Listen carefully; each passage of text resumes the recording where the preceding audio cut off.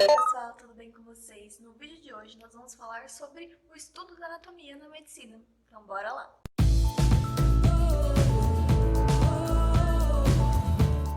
Então vamos retomar um pouquinho de história antes disso. A anatomia ela vem do grego, que significa dissecar. Muitos relutam esse nome porque acham que deveria esse estudo ser chamado de morfologia, porque a gente não apenas disseca, mas também estuda todo o conjunto ao redor e todas as funções daquele órgão, daquele sistema. Então alguns defendem que não deveria ser chamado anatomia, e sim morfologia, o estudo dos sistemas, dos órgãos do corpo humano. A anatomia ela tem suas divisões. A anatomia ela é dividida em vegetal e animal. Essa animal é dividida em descritiva ou topográfica, sendo que a descritiva ainda é subdividida em macroscópica ou microscópica. Além disso, a anatomia ela ainda é subdividida em normal e patológica ou mórbida. A primeira vez que se teve um relato sobre a anatomia humana, dissecação humana, foi antes de Cristo, por um discípulo de Aristóteles. O nome dele era Teofrasto. Mas já na pré-história já tinha histórias de dissecação e de anatomia, só que em animais. Mas foi no século 6 a.C., com um estudioso chamado Alcméon, na Grécia, ele foi considerado o pai da anatomia, mas foi no século 4 a.C., que em Alexandria, Herófilo mostrou a evolução da prática da anatomia, no momento em que ele conseguiu classificar os nervos em motores sensitivos e ainda determinar, dizer, que o cérebro ele era o centro da inteligência e o centro do sistema nervoso. Na Idade Média, nós tivemos um nome de muito destaque, que foi Galeno. Galeno ele nasceu na Ásia Menor e durante toda a Idade Média ele fez dissecação em animais e transportou o conhecimento de animais para humanos, e suas teorias eram muito valorizadas. Mas por que feito em animais? Porque naquela época a igreja ela abominava a dissecação em seres humanos. Então foi o que ele conseguiu, estudou os animais e trouxe isso equivalentes aos seres humanos. Mas a anatomia ela começou a ser considerada uma ciência apenas em 1240 na escola de Nápoles, e assim ficou por 500 anos, até que em 1316 foi feito o primeiro manual de autópsia, que foi feito em Bolonha, por Mondino de Luisi. Bem chique. Continuando pela história, foi no Renascimento, no qual a igreja se tornou mais flexível em relação ao estudo do corpo humano, que André Versalius, ou Andreas Versalium, bem chique, começou a contestar Galeno, aquelas teorias que foi a partir de estudos de animais. E então ele produziu e publicou em 1543 o primeiro livro que tinha tudo baseado em dissecação do corpo humano, que é chamado de De Humano Corpore Fabrica. Esse livro, aliás, tem um exemplar lá na Faculdade de Medicina da USP, bem chique, em São Paulo. E foram muitos anos de estudo e evolução, até que no século 18 e 19 nós começamos a ter a topografia na área da anatomia e a análise clínica através de doenças, através de patologias. O que seria essa topografia, O estudo da topografia do corpo humano, ela analisa não só o órgão e o sistema, mas tudo que está naquela região. Você, por exemplo, pega uma região do corpo, você vai analisar os órgãos que estão naquela região, os que estão ao redor e qual a ligação entre eles e a causa e consequência, entendeu? A gente começou a ter esse tipo de estudo, que é a topografia, e a análise agora, o que é aquela doença, o que é aquela patologia, o que ela traz de sintomas e sinais clínicos e o que isso é visto no corpo.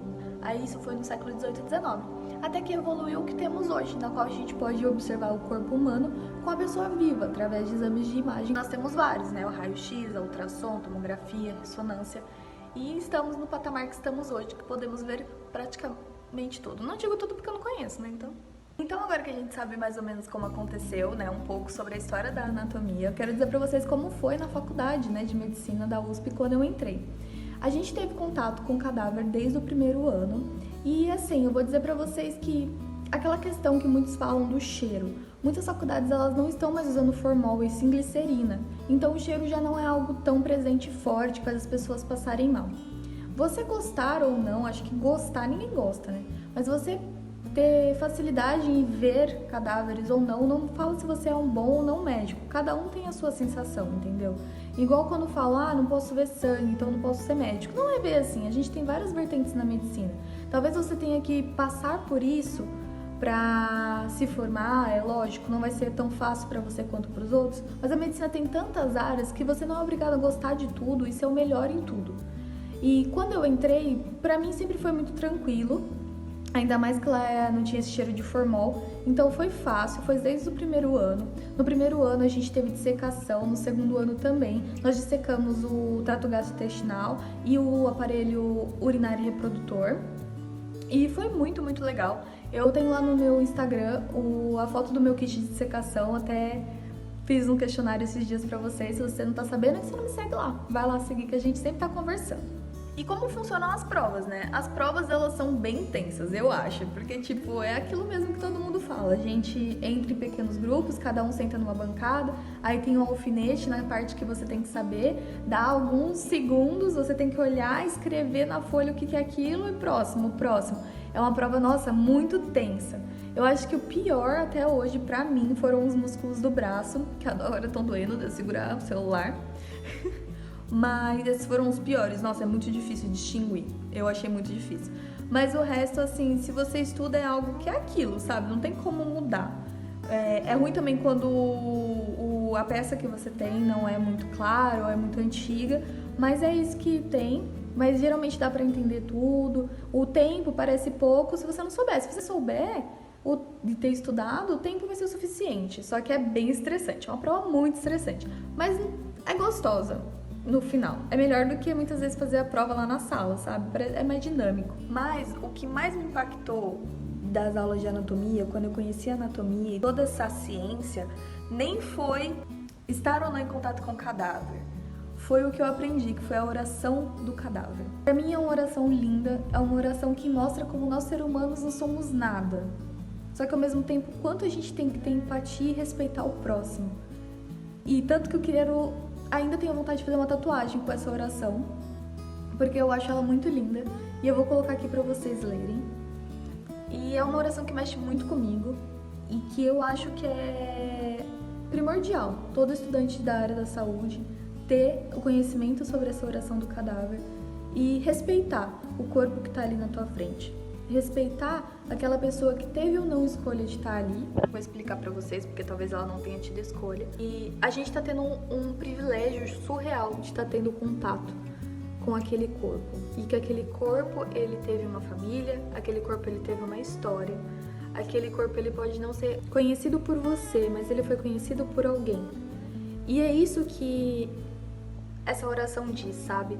Essa oração vira pra você e dá um tapa na tua cara e fala assim, pra você esse corpo pode ser uma peça, pode não ser algo sentimental, mas ele foi pra alguém e alguém foi pra ele.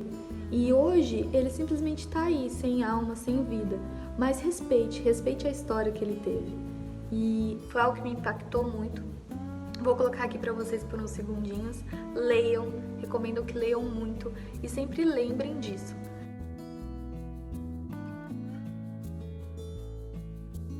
E uma coisa que a gente está vendo muito ultimamente é que muitas faculdades não estão usando cadáveres mais, elas estão usando tecnologia, estão usando bonecos, etc. Bonecos para muita coisa tem que ser, né? Mas peças de plástico, 3D e tal. Alguns defendem que não é a melhor coisa, outros defendem que é o melhor porque não se lida com o corpo, etc. Mas o principal motivo é que a gente não tem corpos para todo mundo. Não tem corpos para todas as faculdades de medicina ou para todas as áreas da saúde, porque todos lidam com a matéria de anatomia.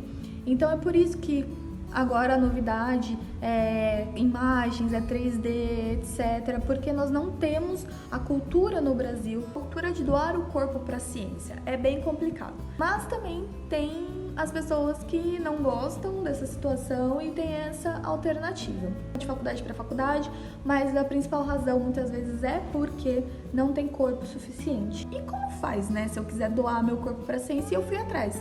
Como que faz para doar o seu corpo para uma faculdade, para uma instituição, para a ciência no Brasil? Aí eu descobri. A primeira coisa que você tem que saber é para qual instituição você quer doar. Mas aí você vai falar, mas qual instituição que está catalogada? Aí você vai entrar no site da Sociedade Brasileira de Anatomia. Lá tem todas as instituições que recebem corpos para a ciência. Não é simplesmente você vai lá, se cadastra e quando eu morrer tem que fazer o que tá lá. Não. Você tem que conversar com a sua família. Você tem que deixar claro para eles que esse é o seu desejo. Eles têm que confirmar. Você tem que deixar um documento escrito, além de se registrar nesse site, na instituição que você quer doar. você tem que deixar algo escrito e a família, ela tem que estar de acordo com você, porque é ela, mesmo você deixando num documento, é ela que vai decidir o que vai acontecer. E esse documento que você tem que deixar é um documento registrado em cartório com 2 testemunhas para poder ser validado sua vontade. E o que eu falei assim, né, que tem corpos que estão lá e nem sabem, é porque assim, se você tem um corpo que chega no SVO e por 30 dias ele não é reclamado por ninguém, ele é doado para a ciência. É o que eu li, tá na super interessante, peguei esse dado. Uma das coisas que eles procuram muito é corpos de mulheres e crianças, que são muito difíceis. Gente, então é isso. Então eu expliquei pra vocês um pouco da história da anatomia, dessa ciência que eu acho muito surreal. Ao mesmo tempo, eu contei pra vocês a minha experiência na faculdade, o que espera por vocês ou o que vocês já viveram ou estão vivendo. Por favor, leia essa oração do cadáver. Ela é um tapa na cara que todo mundo precisa na vida ler, não é só quem faz a área da saúde. E se você ou alguém tiver interesse em doar o seu corpo para o estudo, também deixei as coisas aí certinho. Espero que vocês tenham gostado desse tema, espero trazer mais dúvidas, mais curiosidades, mais histórias para vocês da medicina. Se inscreve nesse canal, deixa seu like. Se você quiser aprender sobre alguma coisa e quer que eu traga aqui, deixa nos comentários pra mim, escreve aí, me conta o que você achou da oração do cadáver, me passa também qual foi o sentimento que você teve ao ler isso. Se você tiver mais dúvidas, deixa tudo aqui no comentário, fechou? Um beijo, até o próximo vídeo, deixa seu like aí pra me ajudar. Tchau!